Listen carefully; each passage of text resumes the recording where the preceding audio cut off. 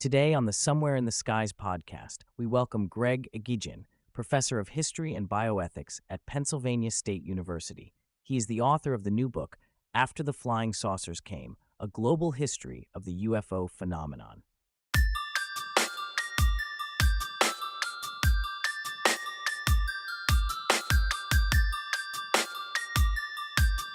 This is Somewhere in the Skies with Ryan Sprague.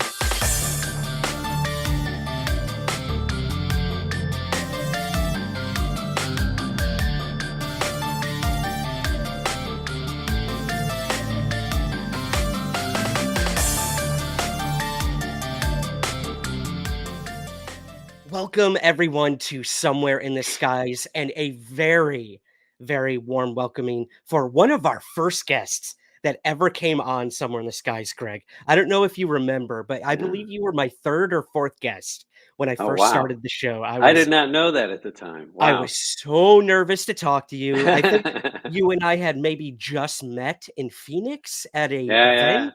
And you agreed to come on the show in the early days, and I can't thank you enough for that. And I can't thank you enough for coming back on the show. So welcome back. Sure. I'm really happy to do it. This Yeah, is fun. It's good.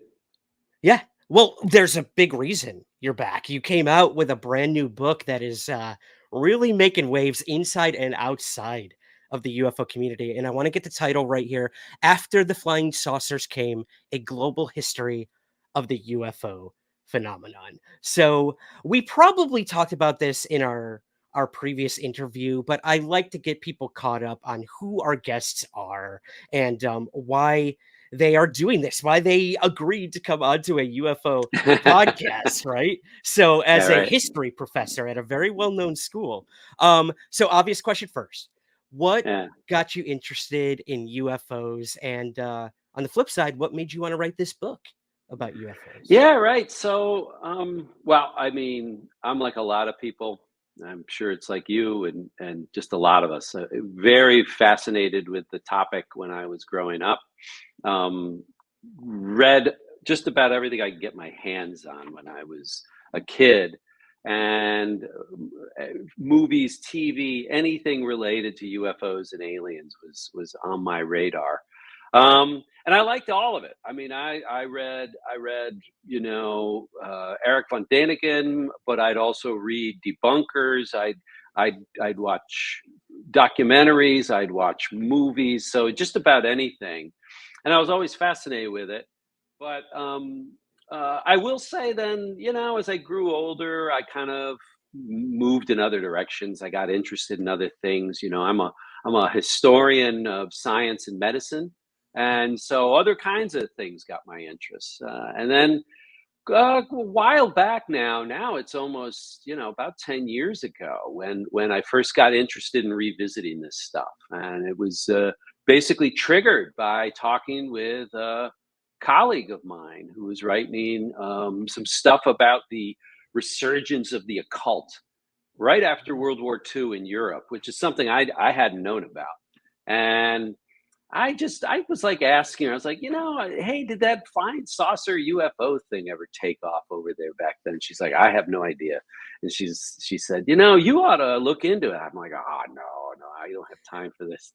And then I started to do it. I started just one summer. I was just fiddling around with some digital material and looking at newspapers in Europe and finding out this stuff was popping up. And I thought, man, that's cool. So, and then what motivated me to write it was both the kind of fascination with it. I thought that was neat. That was kind of neat to get into. But I'm guessing like lots of my colleagues, lots of my fellow historians, right, have written about this stuff. And then I find out none of them had. I mean, one, David Jacobs wrote, his dissertation that gets published in 1975. But outside of that, professors of history, people who work in universities and do this stuff, they just weren't writing about this stuff. And I thought that was just so weird. I thought, Mm. how do you miss something so big, such a huge social phenomenon that has preoccupied so many people? You got government agencies interested in this stuff. You got conspiracy theories. You got astronomers and physicists involved. I mean, all these people involved in people, and I just thought it was really, really odd. So I, to my mind, what I thought though I could do was something maybe a little different, right, than what is typically out there, and that's what I was kind of after, was to write a book that adopts maybe a very different approach than your typical UFO book that's out there. Right. Yeah, the lens in which this book was written is very unique. Like I do want to ask a few specific questions about the book, but I loved how you started with what's going on today sort of, which I think is, the true sign of a good historian. They start with present day and how the past eventually influences what's going on today. There's a reason we have Yeah, history to learn from it. Like you yeah, even say in the book, and this phenomenon has been going on for so long, and it's evolved throughout time, whether socially or let's be honest, religiously, right, economically, yeah, right. psychologically, everything. That's why I love UFOs. And your book really represented a lot of that. So I guess that unique perspective you have as a historian, um how did that influence the research process? Again, we'll go deep into some of Yeah, the chapters, but yeah. what was that process like? It's not a simple Google search for what are UFOs. What went into the research No, process? no, right, right. No, I mean, so one of the things I knew when I got started to get into this, I had to make some choices, right? How was I going to approach this? And as you well know, first choice you have to face when you get into this is, uh, where do I stand on the issue, right? And as you well know, the UFO world tends to be dominated by the fight between this stuff is real and this stuff is bunk, right? It's I believe and I know versus I'm going to debunk this stuff and get rid of it, right? Right. That stuff. I thought to myself, that actually is not a helpful way to approach this. And so, one of the choices I make very clearly from the very get go is I don't try to adjudicate that. I don't play referee. Mhm. The book is not designed to sort of help defend people who say UFOs are from other worlds and civilizations who are here visiting us, or from other dimensions. But it's also not a book that aims at debunking people or ridiculing people. Neither one. The good historian of from whenever we study any phenomenon is what we're interested in doing is just what you talked about, which is um, figuring out how our present day got the way it got, Mhm. right? And we get there through choices that people make, choices people don't make, the actions of certain institutions, or the lack of action on their part, things like that. So what you do is you as a historian, you try to figure out how did certain things come about and what other paths might have been taken, right, along the way. And to do that, no, you can't just simply look it up on social media, and you've got to do some really, oftentimes seemingly boring digging. And that digging involves going to archives and looking at things that aren't published, personal papers. I mean, and the other thing I realized I needed to do was, for this project, is I needed to talk to veteran ufologists. Mhm. I needed their advice. I needed their wisdom and their understanding of the history. And I will say, one of the things that I did not know going in that proved to be really helpful is I learned, as you probably have this experience yourself, right? That people who do UFO research are collectors. They collect stuff, Yes, you can tell by right? my background here. Yeah, you collect things. I mean, ufologists do not throw anything out. They have got, and if you've talked to the veterans, the people who've been around for decades, right? They'll show you, right? Their reams of files and stuff. that was unexpected, and that was a real boon for me. So I got access and the help of lots of people who've been in the field a long time, access to files and documents and records that a lot of people don't maybe get to see or don't have the time to look at. And so that was a lot of the research I did, was trying to dig into the stuff that doesn't really tend to get publicized, right? To find out how we got to where we've gotten over the years. Hmm. Yeah, it was so refreshing. I mean, again, for someone who's been in this research community for decades now at this point, Yeah. to see names I've never heard, to find cases I've never heard of, to see how much media is actually out there on this topic that isn't at the forefront, that isn't the New York Times, that isn't, CNN or these Yeah. well-known books that have been published throughout the years. It was so refreshing, Greg. So I have to thank you first and foremost for that. I'm imagining you like, in these archives, just picking through old file cabinets, and there's cobwebs, and Oh you got yeah. the light over your head swinging like very Oh, Dan Brown. I love m- it. musty smells. I remember going into places that are with no windows in them and boxes where I'm pushing the spiders and spider webs away and looking at stuff that I'm like, wow, I can't believe I'm getting a chance to like look at the personal papers of, say, someone like Gordon Creighton, one of these really important, really critically important figure who was a writer and also editor of the famous Flying Saucer Review, Mhm. that played such a big role in, say, the 1960s and 1970s. Just things like that are very cool experiences. But what can you say? I'm a nerdy historian, so. And we thank you for that.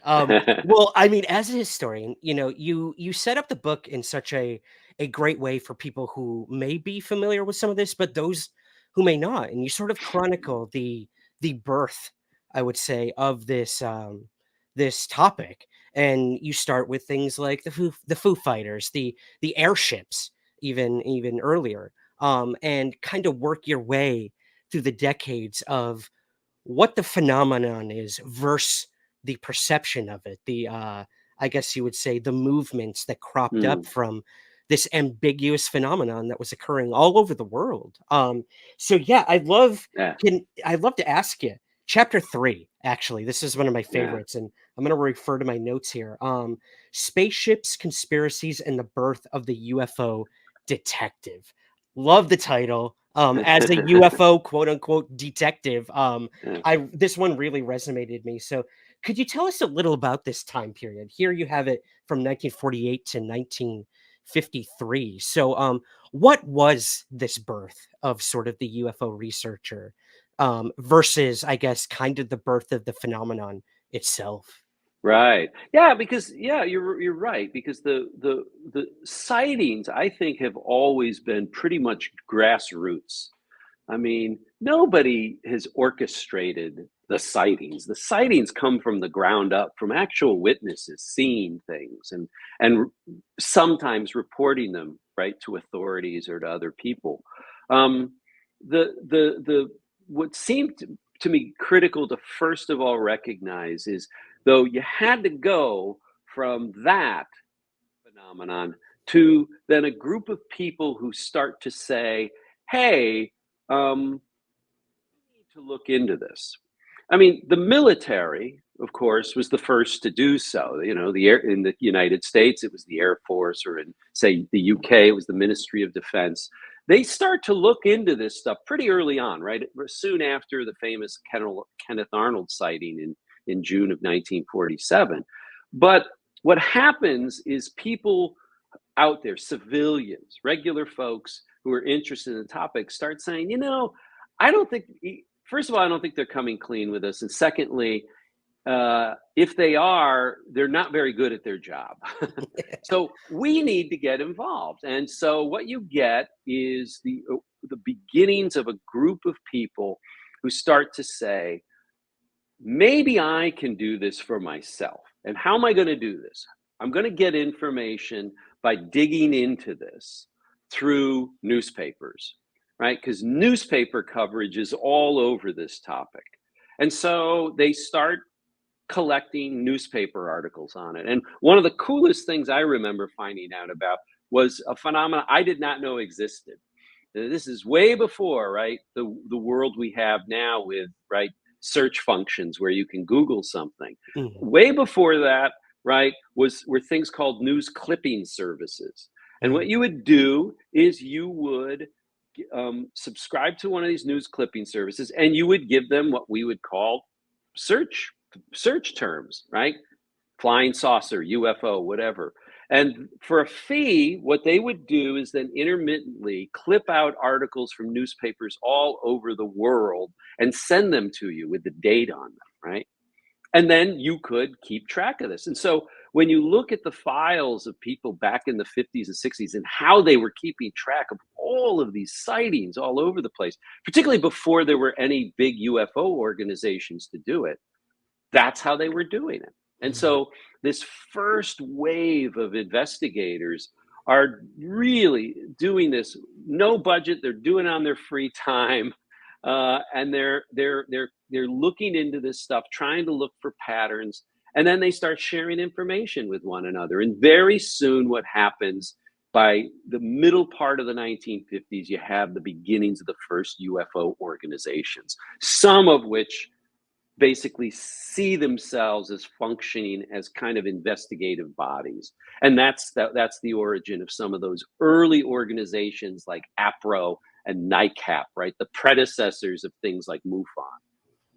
Right. And you also have at the head of a lot of these organizations, former military or pilots, or which I found fascinating that those who were encountering these things in our skies militarily were the ones to eventually kind of start these UFO detective organizations, and they took it very seriously. But what I love about the book too, Greg, is that you then have this almost this movement that pushes back against the seriousness I think that a lot of the early stuff had, and that was the contactee movement, where people were now claiming that these, these flying saucers from Venus were coming and bringing people on their ships, bringing them to Venus, showing them around, bringing them back to Earth, stuff like that. So, what was it like, kind of researching, the very early beginnings of a serious UFO research, I guess,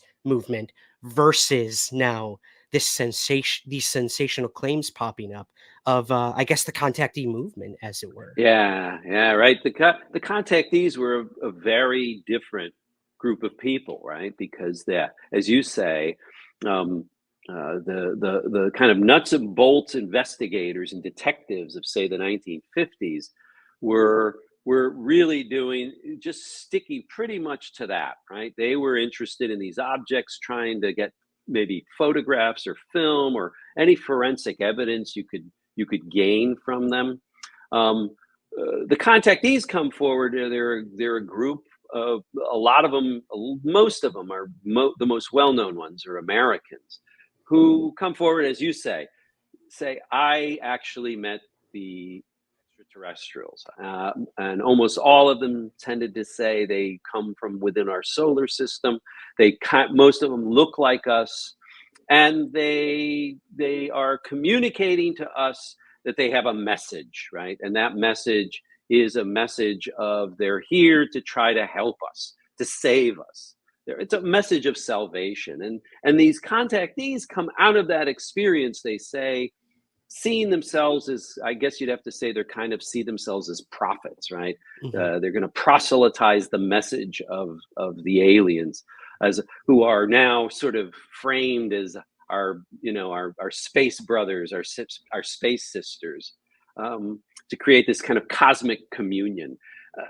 So I know they, of course, today the contactees are widely kind of dismissed. I think people either view them as extremely naive or misguided at best. I think a lot of people often view them more cynically as con artists.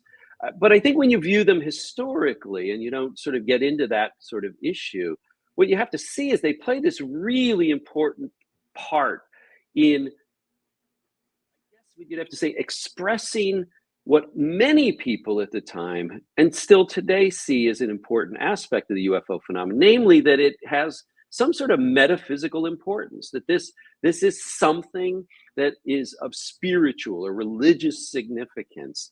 And the contactees leaned into that. They got right in front of that and said, this represents something that has a significance that extends far beyond science, right? This is something that is life-altering, life-changing, not just personally, but for the human species. And so, in a way, I think we need to view the way in which they help sort of influence that narrative over time. Right. And, you know, like you said, many researchers shy away from things like the contactee movement or the more new age or metaphysical Yeah, yeah. iteration of that nowadays. And I always remind people, like, no matter what, you can't ignore that. That is now a part of the UFO history. Um, Yeah, Again, whether you like it or not. So I yeah, did find that fascinating. Two other chapters I kind of just want to tackle with you, Greg, if that's okay. yeah. I want to rewind because there's a chapter, I believe it was chapter 4, a global phenomenon. Now, we always Mm-hmm. look at this from very Western eyes, but look, I was just traveling overseas I was in Japan actually, and I had Mm, the incredible opportunity to speak to some Japanese UFO researchers about the cases that have happened over there and how their culture kind of embraces the topic. Versus I now live in Scotland where I've investigated several Scottish historical UFO cases. And you cover this a lot in the book, which I really enjoyed. Again, very refreshing to not hear the same cases, Roswell and mm, yeah, Chicago O'Hare, what have you. yeah. So, can you give us kind of an idea of the global global perspective and how you decided to tackle that in the book? Yeah, that was in some ways the hardest part, right? Because of that. And it was very clear to me that if I was going to do this right, I was going to have to appreciate that it's not just that sightings have historically happened all over the world, it's that there are people and institutions that have been located in other parts of the world that have played really pivotal roles in how UFOs have been understood, how they've been reported, how they've been analyzed. Um, Militaries, you have militaries and defense ministries in so many countries in South America, in Europe, right, who have been very much involved over the decades at one point or another looking into this matter. You have organizations as well in countries, you name it, Scandinavia, Spain, Italy, Uruguay, Brazil, Argentina, Chile, South Africa. You have to sort of see all of that as playing a very critical role, and the reason why is really multiple. For one thing, right, I think for a lot of people, particularly in the 50s, in the late 50s and early 60s, one of the things that some of the, I think, forward-thinking ufologists were saying is, if we are going to make an argument that these things are looking like they are extraterrestrial in origin, it's going to be pretty odd to make the argument they're only visiting the United States. That's going to be a very hard argument to make, right? And so you get people like Coral Lorenzen at APRO, who says, I'm going to get investigators all over the world. We're going to get their cases in here. We're going to get those there. We're going to find English speakers who can translate things, or we're going to translate them ourselves. Flying Saucer Review is going to do the same thing. So that's part of one of the things they do. And then the second thing, of course, is that these different groups and organizations are going to exchange information. So they're going to be, you're going to be able to have then the beginnings of, takes probably the best example that probably most people can think of off the top of their head is Jacques Vallée. Jacques Mhm. Vallée has made a career out of looking at right? Historical cases across multiple countries and regions of the world, right? That stuff becomes possible because you have organizations and ufologists out there, not only who are doing the work and the heavy lifting, what they're doing, and they do starting really all the way back to about around 1960, is they start sharing information with each other, sharing cases, sometimes collaborating with one another on cases to investigate and then analyze the material. So the global, that international dimension you mentioned, that I've started to recognize very clearly needed to be in this book.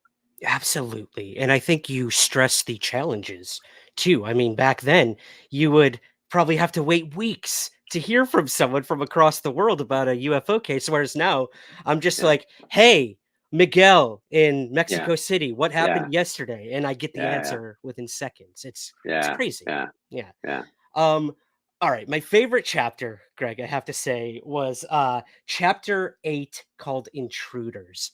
Um, I'm a very big espionage sort of person. yeah, And that infiltrates its way into ufology throughout the decades. And you highlight one of the most controversial times when it comes to disinformation, and sort of intelligence officials or people working on these shadowy UFO disinformation campaigns, which have been basically documented as being real.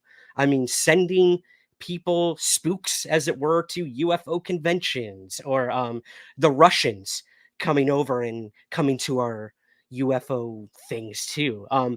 I That fascinates me so much. The ambiguity of this phenomenon lends itself so well, I think, to spying, to advanced technologies in other nations. I'm throwing a lot at you with what I'm yeah. saying right here. I guess what my question is, what do you make of all of that? You cover the famous Rick Doty and Paul Benowitz Yeah. affair. Mm. Disinformation within this topic is huge. So, how did you decide to cover that in the book? Yeah, right. I mean, and you have to talk about it because it is such an integral part of the history of UFOs is disinformation, misinformation, spreading information, spreading disinformation, and especially in a topic where everybody involved is at least who's acting in good faith. It has to be said. Not everybody has historically been acting in good faith, but anybody who is acting in good faith, you're trying to get to the truth. You're trying to find out what's genuine and real. That, of course, creates a situation which everything gets clouded. And I realized that one has to talk about that cloudiness and the fact that there are ways in which this happens both deliberately, as you're talking about in the case of Rick Doty and the famous Paul Benowitz case, or the fact that we know that the CIA admitted as much in the mid 90s that back in the day in the 50s and 60s they would oftentimes, yeah, maybe lean into a story about UFOs in order to keep certain technologies secret, right? So we Mhm. know that has gone on, but we also know that it is a world, the UFO world, the communities, right, that have existed are worlds that in which rumors run rampant. Certainly, anybody interested in, say, intelligence or counterintelligence certainly knows this and knows that you can wind people up. But it's also that it's the kind of thing that misinformation spreads so easily, and social media today has only made that more problematic, right? It's Mhm. made it even worse because all it takes is for one little thing to get out there, and it's just travels in an instant and becomes seen as a fact before anybody has done really the deep digging, or maybe even less deep digging, that's necessary in order to find out whether something is true or not. So all of this, of course, therefore, I think has contributed to that the presence in the field of conspiracy theory. I'll tell you something, Ryan. the I would say probably the number one question I get from fellow academics who ask me when they hear about my book and my project and want to talk about it with, the number one question I get from them is they want to know, what role does conspiracy theory play in the UFO world? Hmm. Um, and you know, I think you have to say that all the historical evidence shows you that almost from the get-go, there was conspiracy theory current that was in there, right from the very get-go. All of the stuff you're describing, right, that you're talking about, only feeds that. You know, Yeah. it's pretty hard to walk away if you as you know, if you're running the FBI when you've admitted the FBI was spying on UFO organizations as far back as the 1950s. It's pretty hard to walk away from that, right? And to say, but on the other hand, we're not messing around with people. So, you know, all of those things contribute to this broad sense that, again, is another kind of ethos that's dominated the UFO world, which is distrust. And Yeah. who can I trust? Who is being straight with me?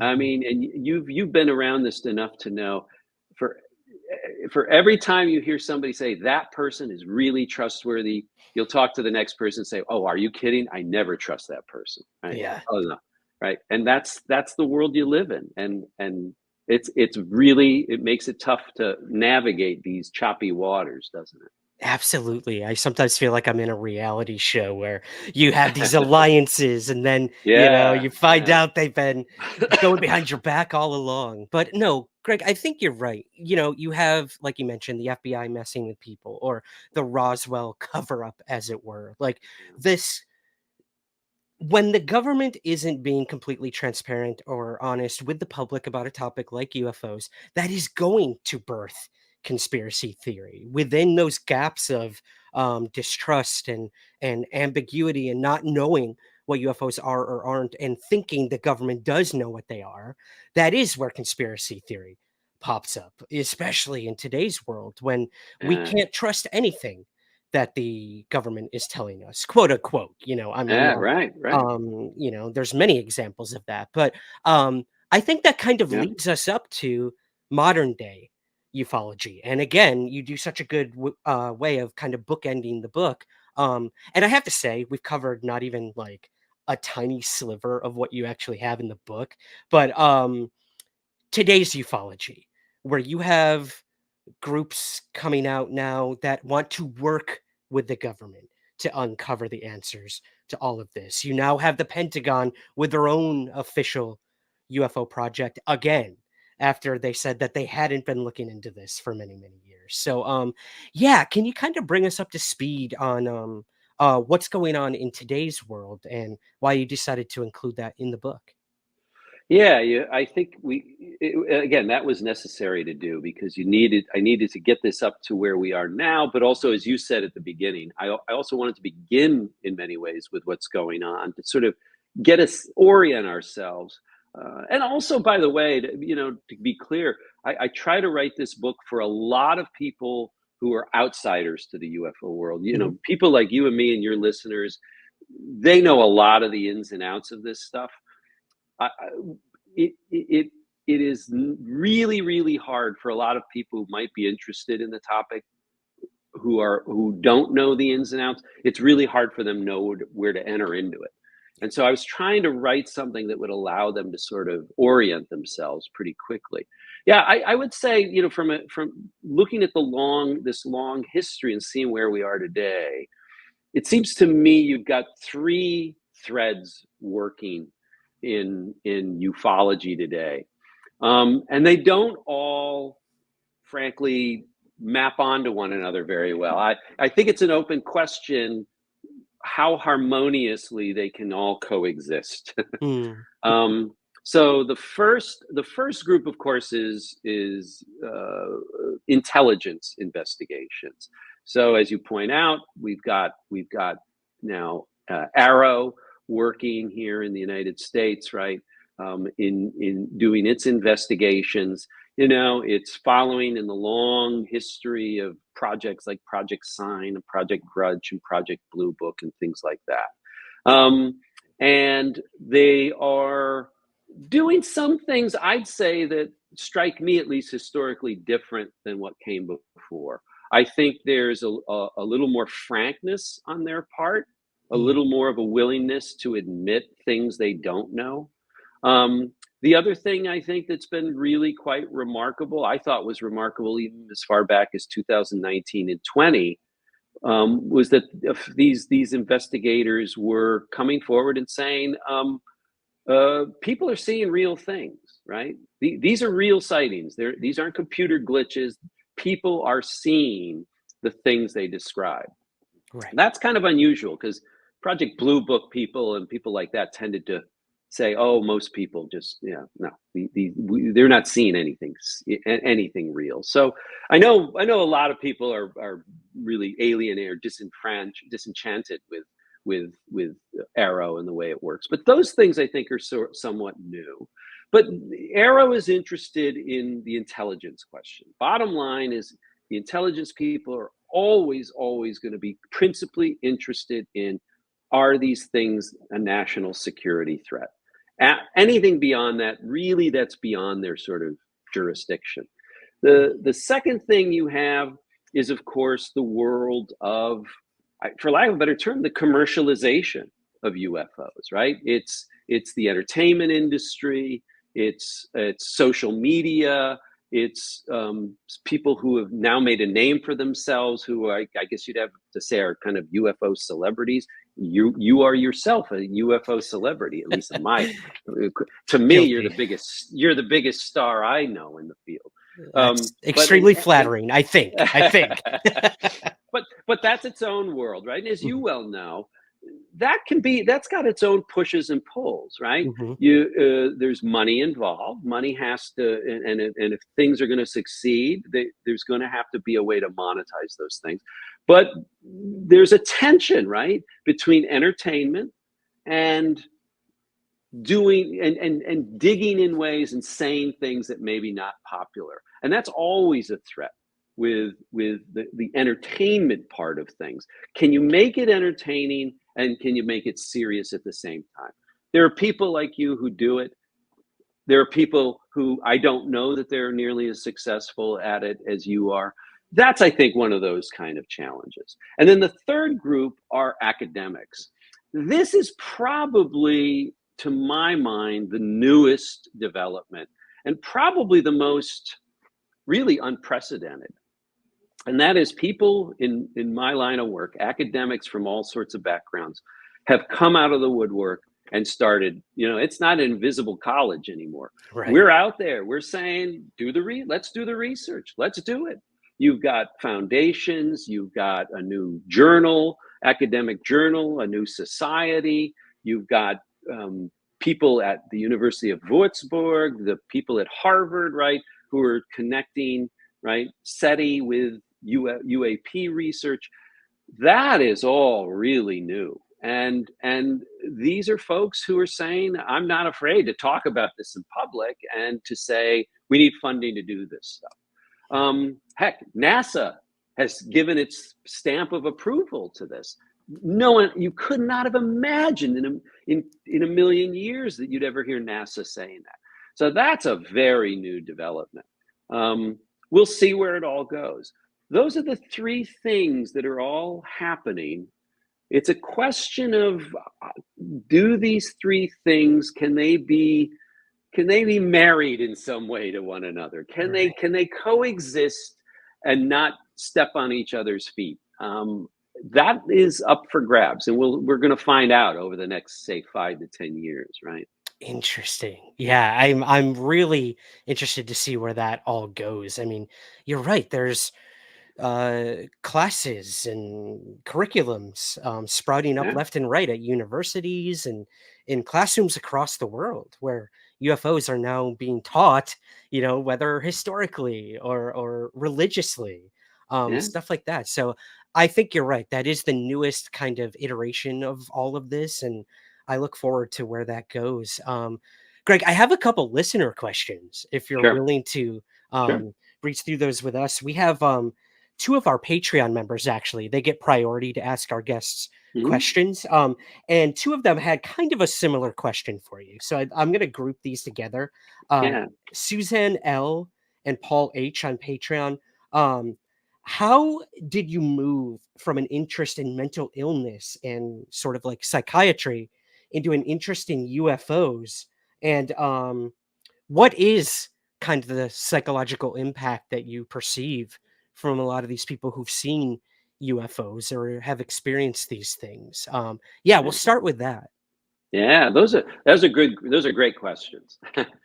Because yeah, they're quite right. That's what I've spent a lot of my career doing, is studying the history of psychiatry and mental illness and things like that. And I will say, when I began working on this project, I in no way believed that work I had previously done would have anything to do with this. Mm, I didn't get into this thinking that people who saw things or people who talked about encounters with aliens were mentally ill. And all the research that I've read over the years indicates that with very few exceptions, that is the case. The vast majority of people who, in one form or another, are witnesses, show no evidence of psychiatric illness in any way. So that's not that was never the thing I expected. So I never thought it was going to be relevant. Where it came into play then all of a sudden was when I started to look particularly at witnesses and look at the ways in which historically people both within UFO milieus and communities and people outside it were trying to understand people who had had experiences and encounters of one kind or another. And what I saw already in the late 50s were people saying, we need psychologists or we need psychiatrists to get in here to help us figure out what to make of these experiences, or find better ways to get information out of people, right? And in many cases, to verify or to find a way to verify or confirm what somebody is saying, or the extent to which it is the truth, or the extent to which people believe it, right? And then by the time you look at, say, the 80s and the 90s, when I talk about alien abduction, hypnosis, right. support groups, psychotherapy, of course, John Mack as a psychiatrist, all enter into the picture. And so all of a sudden, I started realizing this is an integral part of the history of UFOs and witnesses and encounters. So all of a sudden, that stuff that I was familiar with started to become relevant again. Mostly as a point of information. But the way I got to all this stuff was my interest. I've always been interested in the kind of ideas and people and things and values that societies consider to be weird or abnormal or on the margins or on the fringe, and how it is that we do this and why we do this, and the ways in which we get those things wrong because we're not thinking about them historically. That was the thing that I saw as the connection between my former research on these other things and the kind of research I did here. Interesting. Did you receive any sort of blowback from like people in the mental health sort of research communities or psychiatry, psychology? Did when you said you were going to be writing a UFO book from a historical Yeah, perspective, but yeah, yeah, just the yeah. term UFO, when you bring it up, it still can rub a lot of people the wrong way, or Right, you get that right. side eye glance. Any blowback from Yeah, where you currently teach or yeah. colleagues in the past? Yeah, I'm always I yeah, interested in that. Yeah. Yeah, I wondered about that when I started it. Every now and again, I would get a little bit of an eyebrow would go up or something, and people would size me up, very briefly. But I will say, overwhelmingly, the response has been very, very positive. Okay. I will tell you what I get a lot of, by contrast, when I would bring this up, is people would go to me, "Oh my God, how cool!" or Or as I remember some graduate students coming up to me and saying, I didn't know we could write books about stuff like that. I'm like, yes, you can. Yeah, So no, absolutely. no, I'd say most of my colleagues and people I've encountered have thought this is just so darn neat. And Ah, like, I wish I was doing that or something like that. I said, well, listen, there's plenty of room. There's a lot of books to be written. You know, as I say in the book, this is not the definitive history by any stretch. There's no such thing. This is the beginning, I hope, of now people writing histories and looking at different things and exploring other aspects that you know I could never get into. I just didn't have time to get into. That's what it is. yeah, you've opened that door, and it's really exciting. I want to go to this question, which is interesting. Being that it's pretty public that you are a history professor, you work at Penn State. Um, So MJ Jumps on YouTube actually wants to know, are you familiar with former president of Penn State, Dr. Eric Walker, and his connection to the sort of mythical MJ-12? And if so, what do you make of that? Did you know Yeah, that Eric Walker was allegedly a yeah, part of MJ-12? I had no idea. yeah, yeah, yeah. Yeah. I do know that. I will say this. I have, I have. I mean, I must say, I'm of the of the view that most people who've done this sort of, I know the veteran ufologists who know the history of these things and all have been pretty good, I think, at showing pretty conclusively that the MJ-12 documents don't really add up and that there's too many discrepancies for this stuff to be authentic. That said, I have been wanting to go into the library at the university and look at his papers and stuff to find out what is there that might be a connection of some kind. I've never gotten around to doing it, mostly because to finish this book, which took much longer than I wanted to, COVID had something to do with that, but really it's just so much material. It was hard to do. But I realized at some point I have to not go down rabbit holes.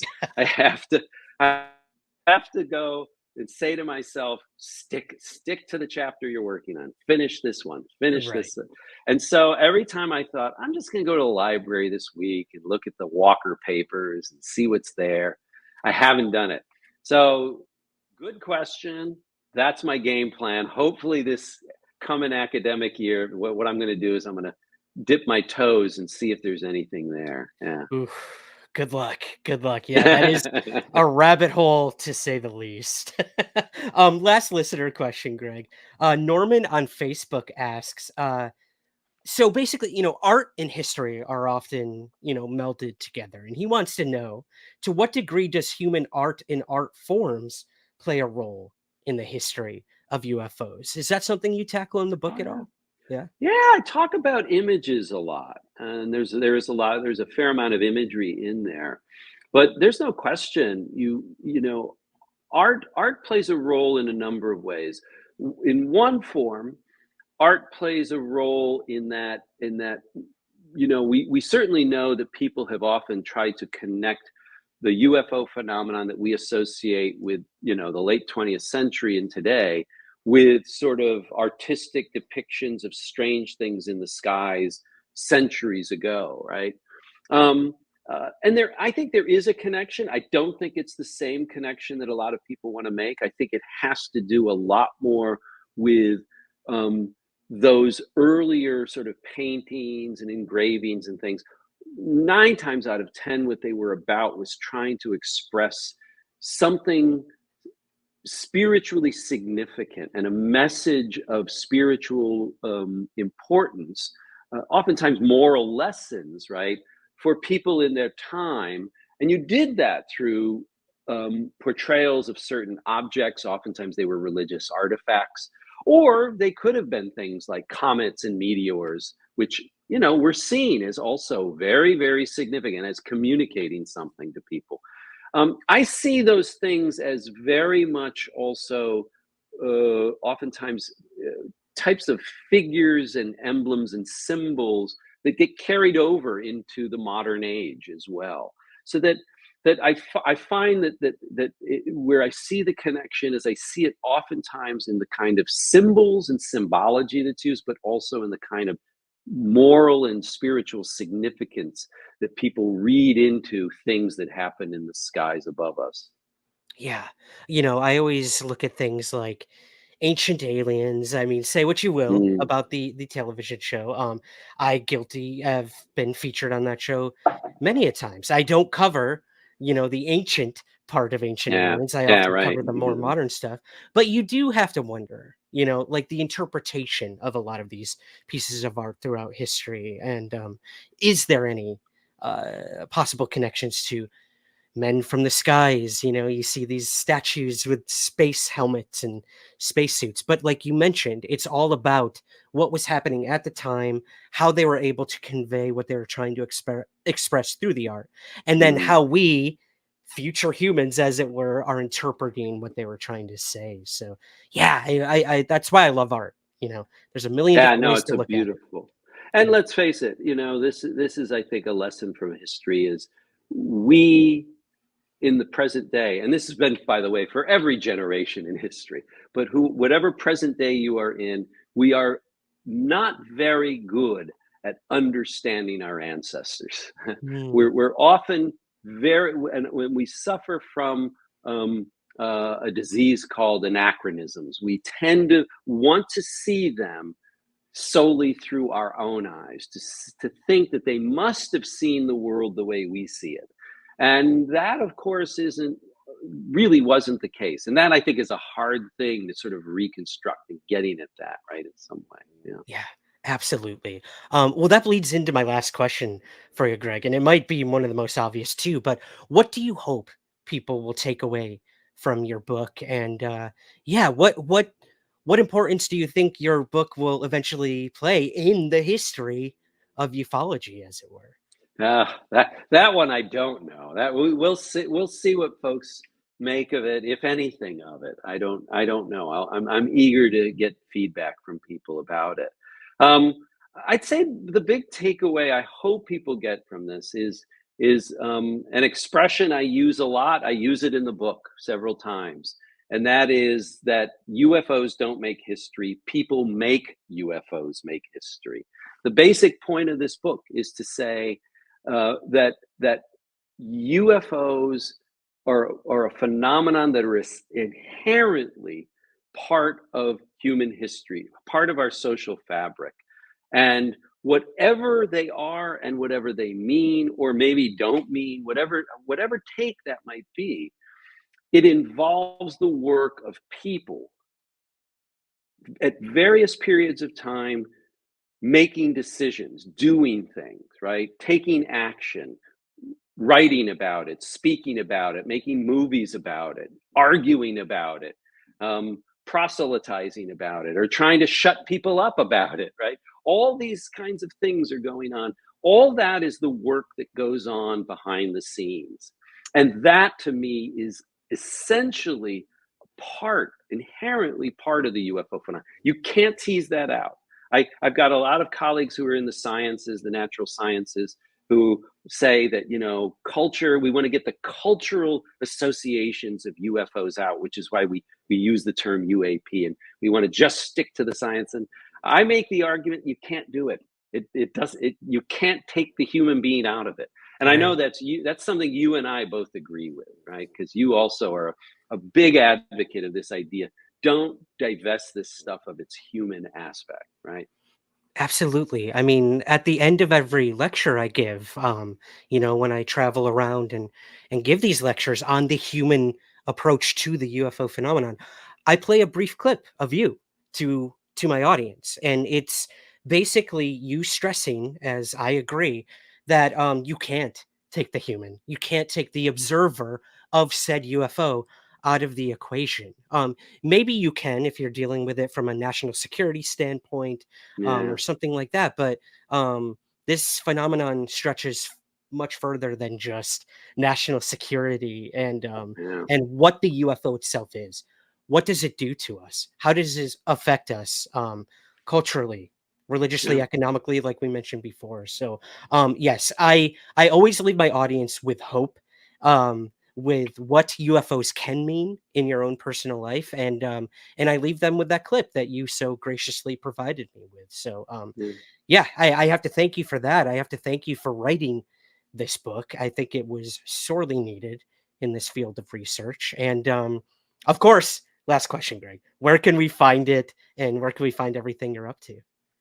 You can find the book just about anywhere, like Amazon, or you can go right to Oxford University Press's website to order it there.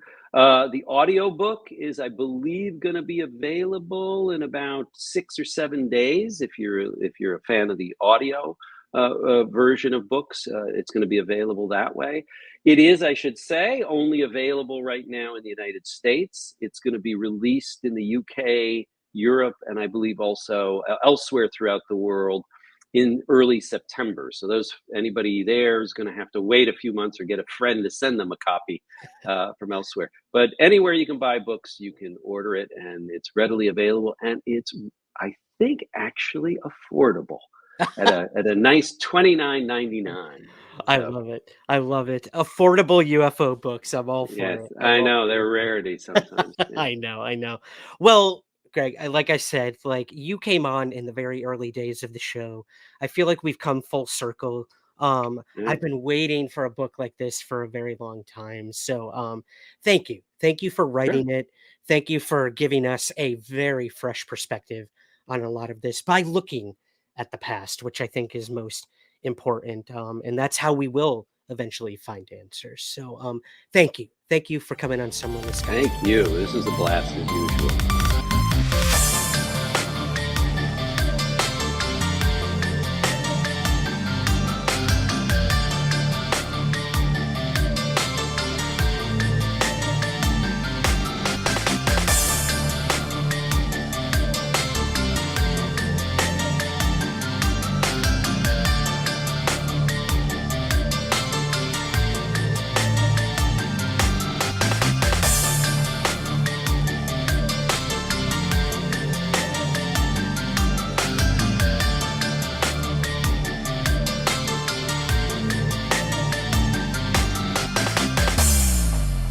The Somewhere in the Skies podcast is part of the LIONSGATE Sound Network.